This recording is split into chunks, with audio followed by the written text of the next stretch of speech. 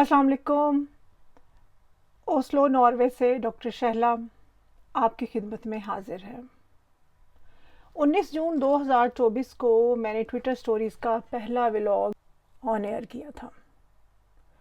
Twitter stories की ये series कैसर अहमद राजा साहब के डॉक्टर अब्दुल सलाम पर लगाए गए संगीन इल्ज़ामात के जवाबात पर मुश्तमिल है। अपने पहले व्लॉग में मैं पहले ही ये कन्फेशन कर चुकी हूँ कि डिबेट और फॉलोअर्स की जंग में मैं कैसर अहमद राजा साहब को नहीं पछाड़ सकती। मेरा और राजा साहब का कोई मुकाबला नहीं है। वजह यह है कि पाकिस्तानी सोशल मीडिया पर राजा साहब की बहुत डीप रूट्स हैं। साइंस की मोहब्बत में मैंने ये चैलेंज एक्सेप्ट तो कर लिया है, लेकिन जब मैंने कैसर अहमद राजा साहब के बारे में तहकीक की, बल्कि उनके दोस्तों और हवारियों के मशवरे के मुताबिक गूगल किया, तो मेरे सामने उनसे मुतल्लिक जो हक़ाइक़ आए वो कुछ यूँ हैं। सबसे पहले फेसबुक, जहाँ पर कैसर अहमद राजा साहब एक पब्लिक फ़िगर हैं और उनके 525 के यानी कि 5,25,000 फॉलोअर्स हैं विद ज़ीरो फॉलोइंग। यहाँ पर एक बात काबिल गौर है कि फ़ेसबुक पर राजा साहब की कवर पिक्चर मेरी पसंदीदा, जिसका तर्जुमा कुछ यूँ है, ए नफ्से मुतमइन्ना पलट आ अपने रब की तरफ इस कैफियत में कि तू अपने रब से राज़ी और वो तुझसे। ये हुस्न इत्तफाक है कि मेरे एक ट्विटर अकाउंट COP की पिन ट्वीट सूरह अल फजर है, जो कुरान की सूरह नंबर 89 है और ये आयात नंबर 27 और 28 का तर्जुमा है। अजीब इत्तफाक है कि मेरी और कैसर अहमद राजा साहब की ख्वाहिश तो बिल्कुल एक जैसी है, लेकिन तरीक़ेकार बिल्कुल मुख्तलिफ है। वो हर जगह पर फॉल्ट लाइन ढूंढकर दूसरों को नीचा दिखाने के माहिर हैं, लेकिन मुझे हर जगह पर कॉमन पॉइंट्स ढूंढकर इल्म और मोहब्बत की रोशनी में रेजोनेट करना है। अल्लाह हम दोनों को अपने नेक मकासद में कामयाब करे और मज़मूम इरादों को नीस्तो नाबूद करे, आमीन। राजा साहब के हवारियों का मशवरा मानते हुए गूगल किया तो कैसर अहमद राजा साहब और उनके मिशन से मुतालिक काफ़ी हवाले, ट्वीट्स और वीडियो लिंक मिले। मुझे इदराक हुआ कि मैंने हज़रत हमज़ा रज़ी अल्लाह ताला अन्हो के कबूल इस्लाम की तरह साइंस की मोहब्बत में चैलेंज कबूल तो कर लिया है, लेकिन मेरा वास्ता एक ऐसी हस्ती से है जो पाकिस्तानी अवाम में बहुत डीप रूटेड है। लोग उनकी बात को सुनते और उस पर यकीन भी करते हैं। इतने बड़े मीडिया इन्फ्लुएंसर के साथ मुकाबला, क्या मैं और क्या मेरी बिसात। कैसर अहमद राजा साहब के लिंक्डइन के अकाउंट पर तो अभी तफसीली बात होगी, लेकिन उनके ट्विटर पर भी 46,000 फॉलोअर्स और यूट्यूब पर 119.9 के सब्सक्राइबर्स, और ये सब मेरे होश उड़ाने के लिए काफ़ी थे। फेसबुक के 5.25 लाख अलग, रिवाइवलिस्ट का प्लेटफॉर्म और मुल्क के नामवर लोगों के साथ उनके इल्मी मुकालमे, बहसें और गुफ्तगू। डॉक्टर शहला वाला एक बार फिर सोच लो। लेकिन जवाब ये है कि उखली में दिया सर तो मूसल का क्या डर। चूँकि उन्होंने डॉक्टर अब्दुल सलाम को धोखेबाज, फ्रॉडिया और साइंसी नकाल साबित करने के लिए उनकी पब्लिकेशंस के बारे में बहुत बातचीत की थी अपने व्लॉग में, तो मुझे लगा कि राजा साहब पीयर रिव्यूड पब्लिकेशंस में यदे तूला रखते होंगे। ढूंढने पर Scopus, research gate, Google scholar पर तो कुछ नहीं मिला।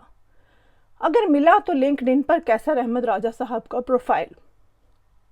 मालूम हुआ कि QAR दूसरों को अपनी सेल्स बढ़ाने और अपने पुरएतमाद कारोबार करने के लिए एक्सपर्ट काउंसलिंग भी देते हैं और अपना पॉइंट ऑफ व्यू बयान करने में बहुत स्ट्रेट फॉरवर्ड है।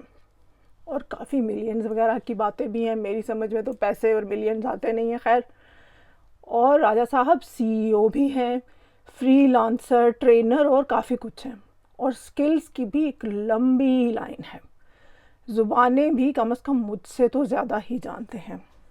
لیکن یہ کیا، پبلیکیشن کے نام پر ایک حوالہ، ایک ریفرنس، اور وہ بھی ایک جرنل کا، یعنی کہ صرف جرنل کا نام. پبلیکیشن کیا ہے واللہ عالم. اور جرنل کا نام ہے the new journal of European criminal law Europe, January 2013. یعنی کہ ڈاکٹر عبدالسلام کے کام کو پیئر ریویوڈ جرنلز میں پبلش نہ کرنے کا تانا دینے والے قیصر احمد راجہ صاحب اپنے لنکڈ ان پروفائل پر پبلیکیشن کے نام پر ایک جرنل، صرف ایک جرنل کا نام لکھ رہے ہیں جس کا امپیکٹ فیکٹر ہے 0.7. اور اس کے علاوہ ان کی ایکوائرڈ کوالیفیکیشن میں بزنس اینڈ مینجمنٹ میں ماسٹرز اور لا میں بیچلرز کی ڈگریاں ہیں. کہیں دور دور تک مجھے تو سائنس نظر نہیں آئی، اور نہ ہی کوئی پیئر ریویوڈ پبلیکیشن. میرا پہلا ویلاگ آن ایئر ہونے کے بعد لوگوں کو شکوہ ہے کہ میں نے یونیفیکیشن پر تو کوئی بات کی ہی نہیں. جناب، یونیفیکیشن پر ہلکی پھلکی بات میں آج سے 2 سال قبل انتہائی آسان فہم زبان میں کر چکی ہوں، اور اس کا حوالہ بھی دیا تھا. اگر آپ دیکھنا چاہیں تو لنک نیچے ڈسکرپشن میں اب بھی موجود ہے.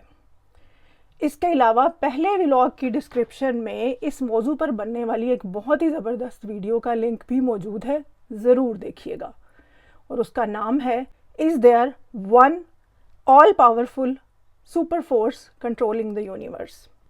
اس ویڈیو میں سلام کے کام اور ان کے الیکٹرو ویک کے ساتھ ساتھ اسٹرانگ فورس کی گرینڈ یونیفیکیشن میں بھی ان کے کردار کو سراہا گیا ہے.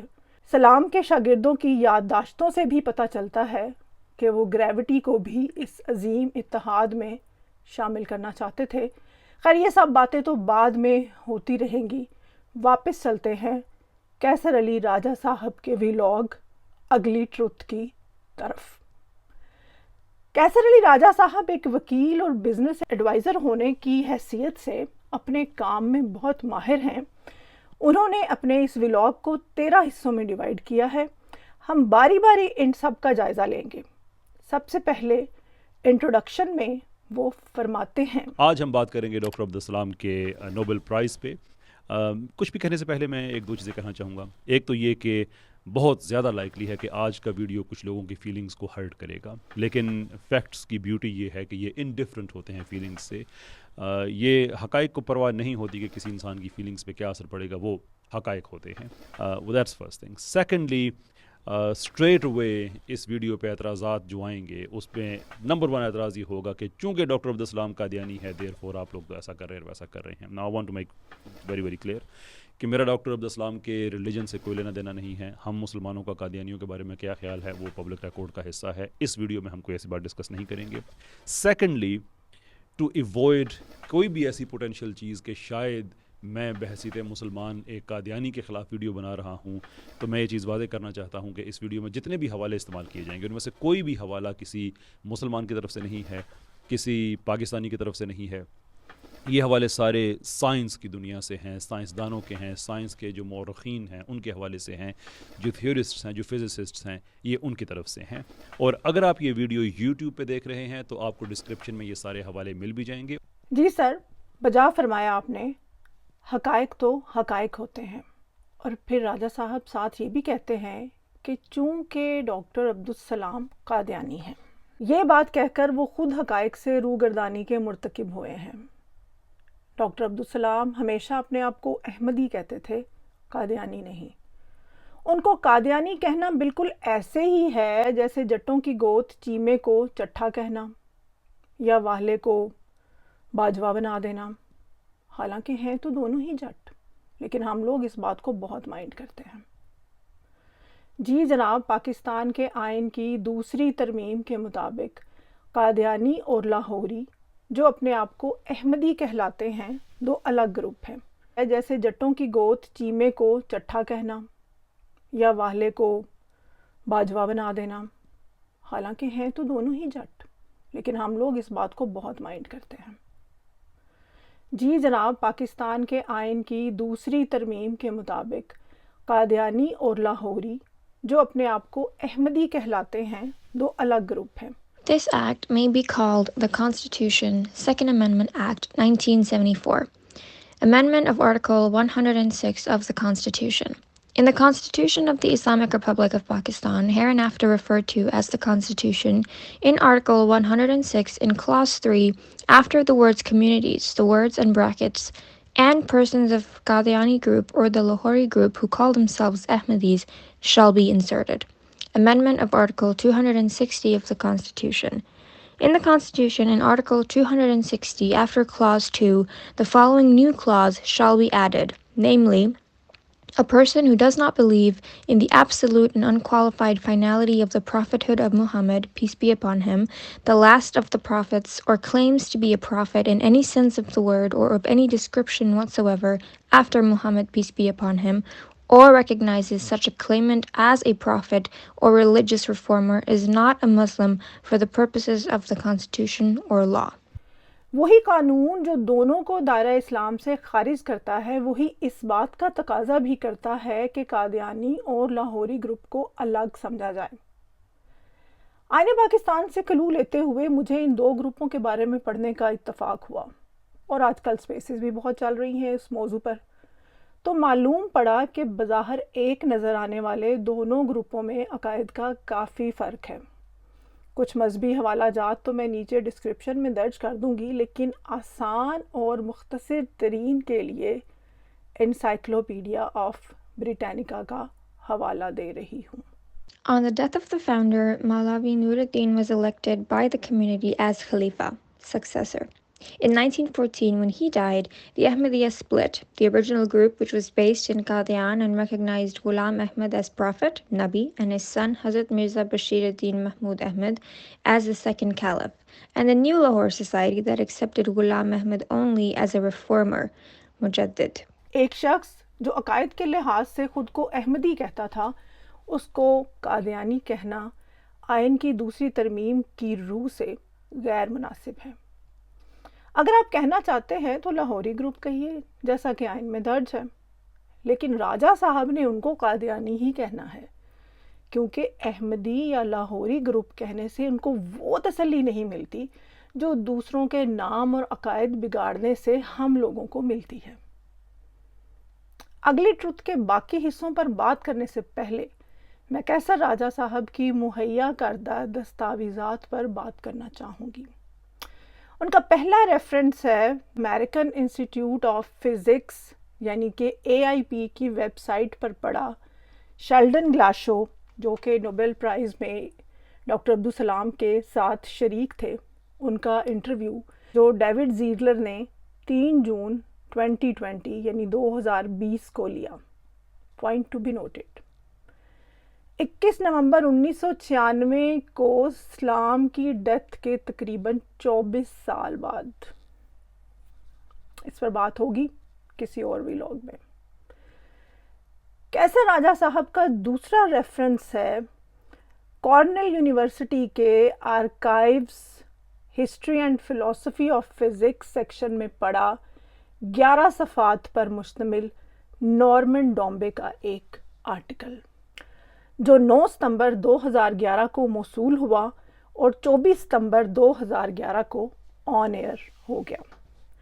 یہاں یہ بات قابل ذکر ہے کہ آرکائیو پر پڑے آرٹیکلز پیئر ریویوڈ نہیں ہیں، جیسا کہ ویب سائٹ پر لکھا ہے۔ اس آرٹیکل کی طرف جانے سے پہلے میں نارمن ڈومبے کے ہی اس سلسلے کے پارٹ 2 آرٹیکل کا بھی ذکر کرنا چاہوں گی، جو 10 دسمبر 2011 کو موصول ہوا اور ایز اٹ از ایکسیپٹ ہو کر اویلیبل ہو گیا۔ اگر آپ ان دونوں پارٹس کو ملا کر دیکھیں تو مقصد واضح ہو جاتا ہے کہ نارمن ڈومبے ڈاکٹر سلام کی وفات کے 15 سال بعد اور پاکستان کے ایٹمی پاور ڈکلیئر ہونے کے 13 سال بعد کیا بات کہنا چاہ رہے تھے۔ جی آپ خود سمجھدار ہیں. ڈاکٹر سلام کے نوبل پرائز جیتنے اور پاکستان کے نیوکلیئر ویپن پروگرام میں سلام کے کردار پر نظر ثانی کا مقصد کیا ہو سکتا ہے؟ اس سوال نے مجھے نارمن ڈومبے کے بارے میں مزید جاننے کا موقع فراہم کیا. وقت کی قلت اور طوالت سے بچنے کے لیے یہاں پر تو آف کورس میں یہ بات نہیں کروں گی اور نارمن ڈومبے پر ایک مکمل ویلاگ الگ سے کرنا پڑے گا، لیکن اس وقت میں نارمن ڈومبے کے جس آرٹیکل کا حوالہ دینا چاہوں گی اس کے ٹائٹل میں میرے سوال کا جواب چھپا ہے، اور وہ ہے یہ article. London review of books کی ویب سائٹ پر پڑا 2 ستمبر 2004 کا یہ newsletter. Not Iran, not North Korea, not Libya but Pakistan. Norman Dombey on the nuclear threat to international security. جی یہ نارمن ڈومبے جن کا 11-12 صفحات کا ایک آرٹیکل کیسر راجہ صاحب کا سب سے بڑا ریفرنس ہے ڈاکٹر عبدالسلام کے خلاف، وہ کہتے ہیں کہ نہ ایران، نہ شمالی کوریا، نہ لیبیا، لیکن پاکستان انٹرنیشنل سیکیورٹی کو تھریٹ ہے. نارمن ڈومبے صاحب کے پروفیشنل کیریئر اور فزکس کے ساتھ ساتھ ایٹم بم اور نیوکلیئر پروگراموں پر ان کی جو نظر ہے اور ان کے جو آرٹیکلز ہیں ان پر بات اگلے ولاگ میں ہوگی انشاءاللہ.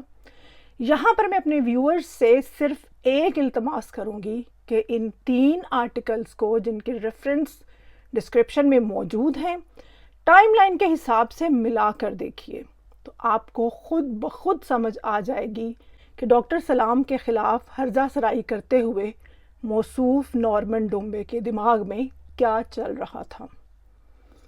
پاکستان کے نیوکلیئر پروگرام کو دنیا کے لیے حقیقی سیکیورٹی تھریٹ کہنے والا انسان اسی پاکستان کے سائنسدان کے ساتھ احسان فراموشی کرتے ہوئے، جی سر احسان فراموشی کرتے ہوئے کیسے اور کیوں اس کا ذکر اگلے ولاگ میں ہوگا، اس پر پلیجرزم اور اختیارات کے غلط استعمال کا الزام لگا دے تو اس میں کوئی بڑی بات نہیں ہے. خیر جواب تو دیا جائے گا.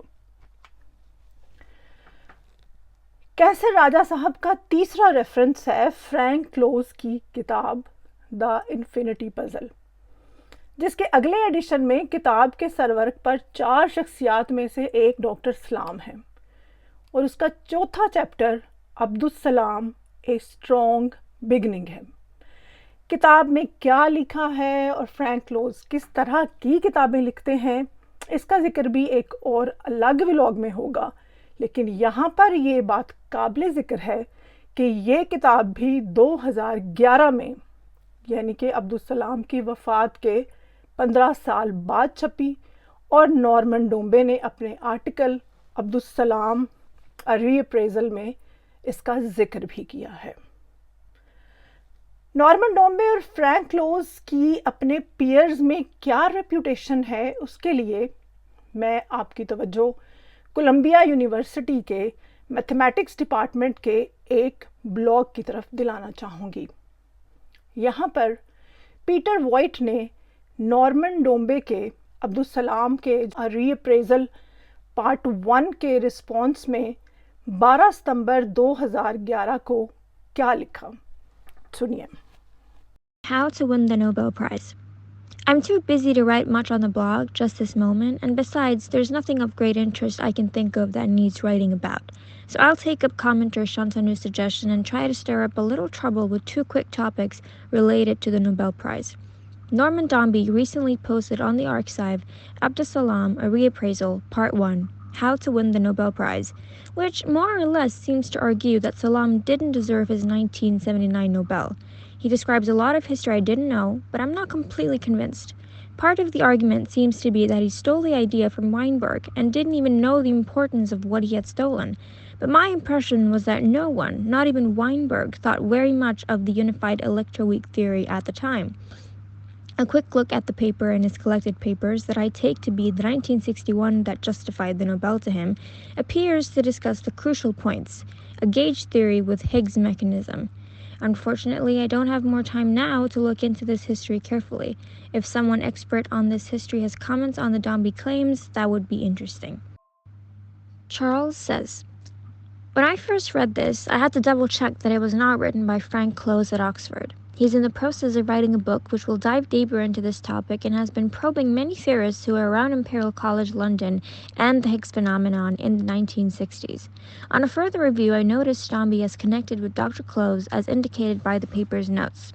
I'm grateful to Frank Close for early sight of some material from his book, which presents an independent summary of Salam's role in the 1979 Nobel Prize, in particular the memos from Salam to Matthews, in which Salam writes his own nomination letter.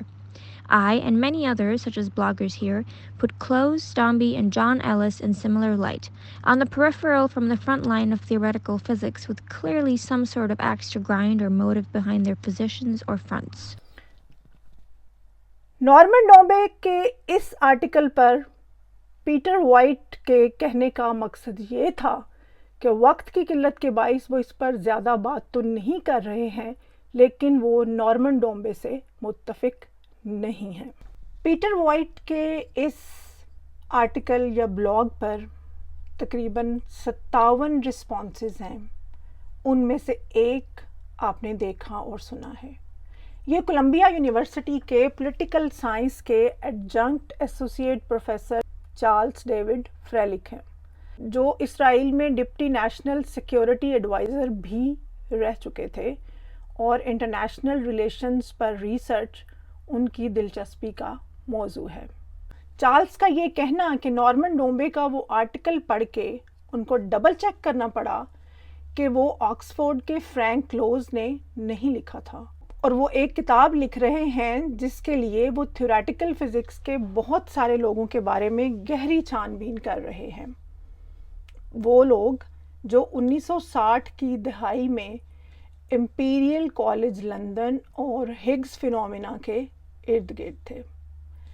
मज़ीद पढ़ने पर मुझे इल्म हुआ कि Norman डॉम्बे ने doctor close से रब्ता किया था, जैसा कि उनके पेपर नोट्स में इसका हवाला मौजूद है, जिसमें फ्रैंक क्लोज ने अपनी किताब द इन्फिनिटी पज़ल का इब्तदाई मवाद उनके साथ शेयर किया था, ख़ास तौर पर सलाम और मैथ्यू की याददाश्तें, जिसके मुताबिक सलाम अपने नॉमिनेशन लेटर्स ख़ुद लिखते थे। और ये वो एक जुमला है जिसकी बुनियाद पर जनाब कैसर अहमद राजा साहब ने सलाम के ऊपर बहुत संगीन इल्ज़ामात लगाए हैं। खैर, इस आर्टिकल के ऊपर और इस किताब के ऊपर तो बाद में बात होगी, फ़िलहाल आगे चलते हैं। और यहाँ पर एक बात नोट कीजिए कि चार्ल्स इसके साथ ये भी लिखते हैं कि मैं और मेरे जैसे कई और, जैसे कि यहाँ पर भी एक ब्लॉगर मौजूद हैं, क्लोज, डॉम्बे और जॉन एलिस को एक ही रोशनी में देखते हैं। जी दोबारा सुनिए कि चार्ल्स ने, जो इसराइल की इंटरनेशनल सिक्योरिटी के डिप्टी सेक्रेटरी भी रह चुके हैं और इंटरनेशनल अफेयर्स पर उनकी बहुत रिसर्च भी है, उन्होंने इस आर्टिकल पर ये लिखा कि क्लोज यानी कि फ्रैंक क्लोज, जिनकी किताब द इन्फिनिटी पज़ल के बारे में हम बात करेंगे, नॉर्मन डॉम्बे जिनका आर्टिकल कैसर राजा साहब का सबसे बड़ा रेफरेंस है, और जॉन एलिस को एक ही रोशनी में देखते हैं। और वो क्या है कि ये लोग थ्योरेटिकल फ़िज़िक्स के महाज पर वाज़े तौर पर अपने पीसने वाले कुल्हाड़े यानी डंडे सोटे लेकर हर बंदे की हैसियत, मुहर्रकात और काम के पीछे पड़े हैं, उनको प्रोब कर रहे हैं, उनके बारे में जानना चाह रहे हैं। जी, ये बातें मैं नहीं कह रही कैसर अहमद राजा साहब, बल्कि ख़ुद डॉम्बे और क्लोज के कोलीग्स उनके बारे में कह रहे हैं। चूँकि मैं आजकल द इन्फिनिटी पज़ल का मुताला कर रही हूँ, मैं इस बात की तस्दीक करती हूँ कि क्लोज की इस किताब में थ्योरेटिकल फ़िज़िक्स की तारीख़ लिखी गई है, जिसको मैं तो बहुत एंजॉय भी कर रही हूँ, लेकिन इन्फिनिटी पज़ल को सॉल्व करने वाले लोगों के बारे में फ्रैंक क्लोज की एक बहुत क्लियर बायस भी मुझे नज़र आई है। किताब बहुत अच्छी है, इस पर तफसीलन बात होगी, लेकिन हर बंदे के मुतालिक फ्रैंक क्लोज ने अपनी राय का رائے اوپینین کا اظہار کیا ہے، اور اس اظہار رائے میں ڈاکٹر سلام تو کیا اس زمانے کا کوئی بھی نامور سائنسدان نہیں بچا۔ کلوز خود اس میں لکھتے ہیں کہ ان کی اس کتاب کا مقصد تھیوریٹیکل فزکس کی وہ ہسٹری لکھنا ہے جہاں پر سائنسدانوں کی کامیابیوں کے ساتھ ان کی ناکامیاں، غلطیاں، ارادے، اتفاقات، قسمت کے کھیل سب شامل ہیں۔ میں تو اس کتاب کو ایک ناول کی طرح انجوائے کر رہی ہوں، اور تھیوریٹیکل فزکس کو بھی۔